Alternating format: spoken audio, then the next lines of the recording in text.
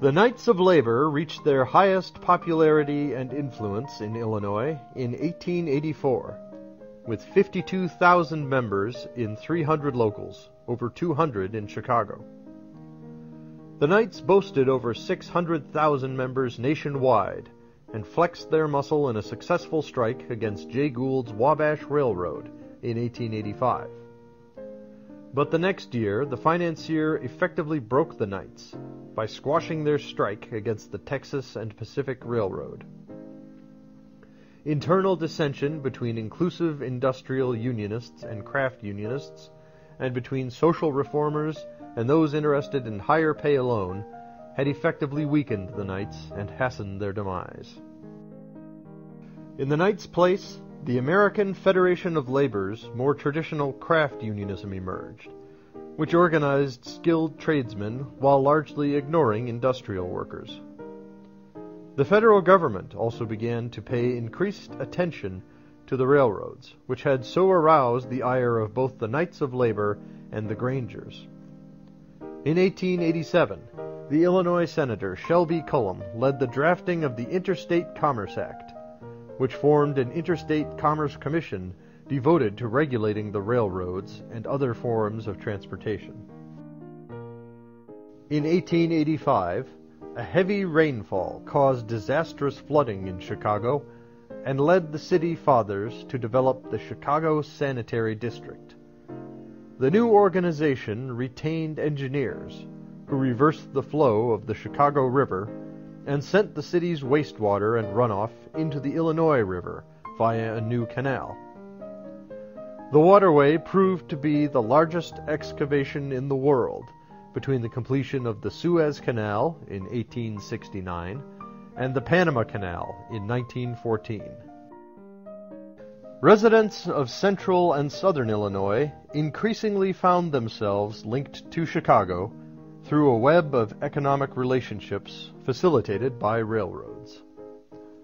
But where farmers had once complained that railroads often overcharged them for cartage, or that Chicago grain merchants cheated them, they now enjoyed access to the city's merchants. Mail order houses shipped circulars and later catalogs to rural dwellers, providing them with an opportunity to partake of a new variety of goods. Montgomery Ward's openly appealed to Granger's distaste for middlemen by touting its ability to bypass small-town merchants and offer lower prices. Increasingly, Ward's, as well as Sears, Roebuck and Company, made Chicago the center for clothing and furnishing the western frontier. Violent confrontations between organized workers and their employers, often supported by police and soldiers, continued to characterize the era. In 1885, Illinois Governor Oglesby sent the state militia to break up a quarry workers' strike in Lamont, and in the following year, militiamen killed 4 striking railroad switchmen in East St. Louis. These events only added to a growing, more complex labor movement's sense of rage. In the days since the Socialist Labor Party's electoral defeats in Chicago, a new generation of anarchists had joined the socialists in the rapidly expanding city. Anarchists called for the destruction of all government, relying upon individuals' free association to govern society. Many anarchists and other radicals pointed out that governments usually came to the defense of employers, as in the case of the Great Strike of 1877. Chicago police regularly broke up peaceful anarchist rallies and meetings in Chicago in 1884 and 1885.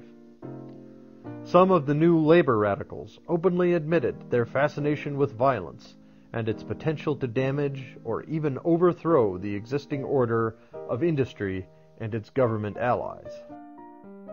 In the spring of 1886, labor organizers nationwide called for a one-day general strike in support of their efforts to establish an 8-hour workday.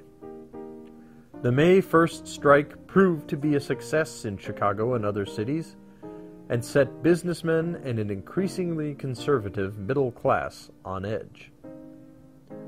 Chicago newspapers widely predicted that the wave of labor disturbances would produce violence, and on May 3rd, a fracas broke out between striking workers and replacement workers who had taken their jobs at the McCormick Reaper Works on the city's west side.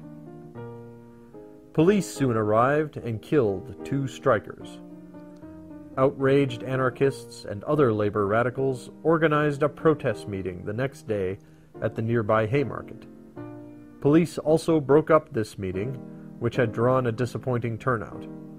But, as the police moved in, an unknown person lobbed a dynamite bomb into their midst, killing an officer.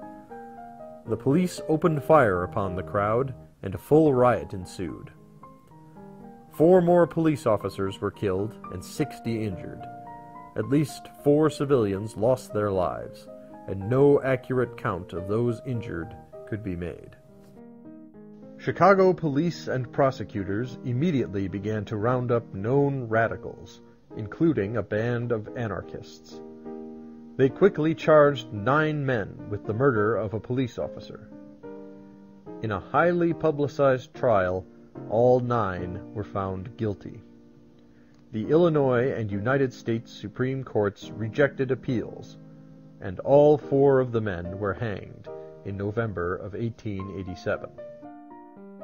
The Haymarket riot and trials aroused an unprecedented public furor in Chicago and the nation.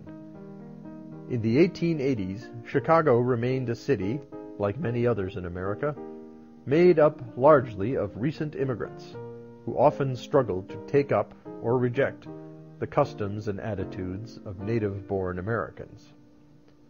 Many wealthy businessmen, as well as middle-class clerks and salesmen, worried that the new immigrants were exercising undue influence despite their poverty. In part, this mania arose from the activities of the growing, nationally circulated journals that brought news to a large middle class every week. These publications voiced the prosperous classes' increasing anxiety over the nation's increasing labor violence, and often demanded swift and sure justice, regardless of matters of law. But while many wealthy and middle-class Americans feared and attacked immigrants and workers, others turned to learn about their customs and assist them in their new lives. In 1889, Jane Addams, the daughter of a wealthy banker from northern Illinois, founded Hull House on the city's west side. Established as a settlement house after the example of English reformers who took up residence in London's slums, the dilapidated mansion soon featured public baths, a kindergarten and nursery, a playground and gymnasium, an employment bureau, and educational programs for neighborhood residents. Rather than openly attempt to change the lives and attitudes of poor immigrants, as so many devotees of social uplift had done, Addams proposed to provide them with an opportunity to organize and help themselves.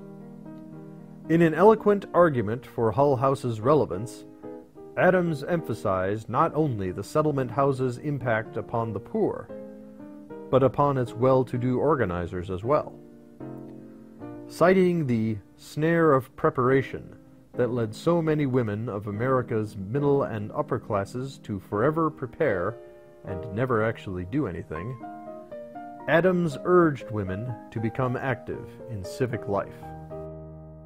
Hull House's residents came to include, at different times and in addition to Addams, Florence Kelly, Sophonisba Breckenridge, Dr. Alice Hamilton, Julia Lathrop, and Ellen Gates Starr.